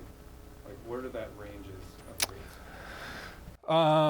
Well, commercial work, it totally depends on where you're doing it. You can probably get freelance rates, which probably go about $500 an hour, or you can work at the guy who colors, the new Pirates of the Caribbean, who is going to be $1,500 an hour. I'm in the middle. And where you get that commercial rate is, if you're saying, and that's where you have to be good and fast with a commercial client. If someone's saying, okay, we've got you booked for 4 hours, and you spend an hour trying to find one damn button, they're like, all right, well, we're not using that guy again. You just threw our money down the toilet. You got to know the software inside and out. You've literally got people right behind you saying, can you do this now? And you have to say, yep, did it. As opposed to, yeah, hang on, let me pull up the manual and figure out where that is. But with indie films and indie rates, again, it all depends on the length and style of the piece, if there's an intended look or intended direction, how frequent the edits are. But in my experience, the mid-level indie work generally gets between, in a 90-minute feature, between $10,000 and $15,000 for coloring. That's at a post facility. If you're doing freelance, you can probably, for a 90-minute, get like for $5,000. And again, everyone's level of experience as a colorist ranges. Everyone has hardware that can move faster, or slower. Some people can be in their 20th year of coloring, and others can be in their first. And so the rates are all over the place. And the interesting thing about this is it's like, you can get quoted a rate, and sometimes you say, hey, can you work with me a little bit and knock, $1,000 off that. And if the guy wants to get the job badly enough, then he will. I wanted to do the divorce one, and I did it for $500. But it was a great story, and I really believed in it. And I'm incredibly proud of the result and very happy with where it ended up. So sometimes you might get a sucker like myself who's a softie for the project, or other times you get someone who might play hardball and say, I'm not budging off my price. So generally a compromise can be reached if everyone is willing to give a little bit. So. Earlier you mentioned the rotoscoping process. So whenever that happens, do you refer to a rotoscope artist and then they do the traces and then they get back to you? In my case, yes. I'm lucky enough to work at a post facility where we have those capabilities, and just upstairs from me and on the floor in which I work, we have people who team together to do rotoscoping. So if there's a shot that is going to need to be rotoscoped, I generally, give them that work, or say like, here's the shot that needs to be rotoed, and then I can actually add it into my project as like a mat, and I can work it back and forth, or I can give it to them in passes. So we've done that in the past, and we've also gone out to other locations if we're too busy to say like, we need help with rotoscoping. Here's the shot. Can you roto that and deliver us the mats? But rotoscoping is a very, very, very powerful tool, but maybe it's just me. I wouldn't wish it on anyone because it just takes so much time and you can drive yourself crazy. But it's very effective when done correctly. We'll do one more question. I know you had your hand up. Oh, yeah, my experience was I was pushing dailies using Resolve going into Avid. Okay. Do you know if Resolve has got to the point where the end product could go directly into dailies, or does it have to go and it has to go into another, like Avid or whatever, to push the dailies to get the? So are you saying edit in Resolve? No, just because like basically my workflow was, pulling in the footage and syncing the audio and doing the colors with the LUTs, and then exporting it, the DNX files for Avid. yeah, and then Or the back into Avid, and then had to make sure it was still, the audio was still synced, and do this whole process, and then get it all on a timeline to export it for dailies. Do you know have you heard of Resolve just being the end? My experience, and I don't know if this will answer your question, but my experience with dailies is ingest the footage, sync the audio, color, export for Avid. And you also export an ALE for Avid. The ALE. Yep. And so when you go into Avid, you then organize, the ALE carries over all the metadata, and you then ingest your files, which are DNX files, most likely exported out of Resolve. Then you go ahead and you edit in Avid as you normally would, but I haven't had anything ever slip sync or any of that kind of stuff. Yeah, we on the thing I was working on, the show that I was working on, there were different audio guys. Okay. So Well, there were some slip. that can be challenging. Like you could tell who. Yeah.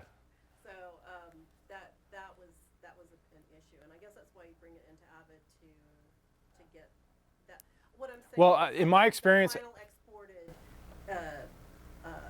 file that we send for the daily. Can it be? Have you ever heard of it done just through Resolve?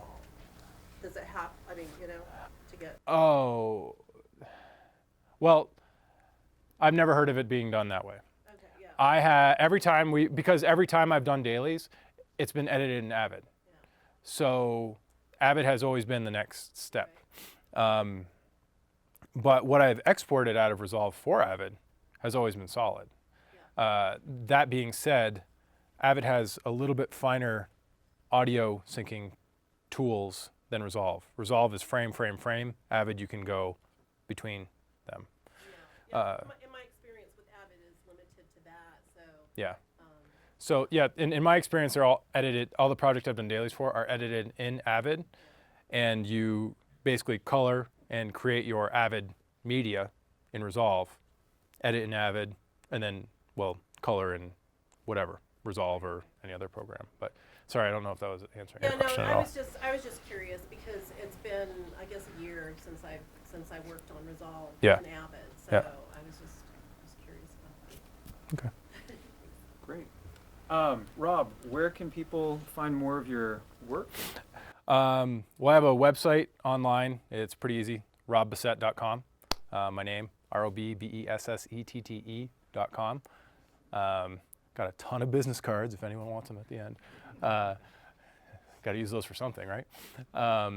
And that's where most of my work is. And actually, that's how Sherwin actually got in touch with me. Is I do about monthly. I do blog postings related to the industry, and kind of a small world that you just happen to come across my stuff and have me out here. I cover stuff from working on food commercials to working on beauty products to analyzing grain to working with dark cinematography, all kind of stuff that I kind of experience as I have this career path, and stuff that it's almost like a professional diary for me, right? Sometimes I just kind of type it out and get it all out there and then share it with people. So that's a nice thing. And so my website's probably the biggest way to get in touch with me. And I have all sorts of forms of social media, Facebook, Twitter, and Instagram, all that fun stuff. And all those handles are Rob S. Bessette, just to make things interesting for you. So my middle initial in between my first name and last name. But that's pretty much it. Well, guys, let's give Rob a huge round of applause. Thanks, guys.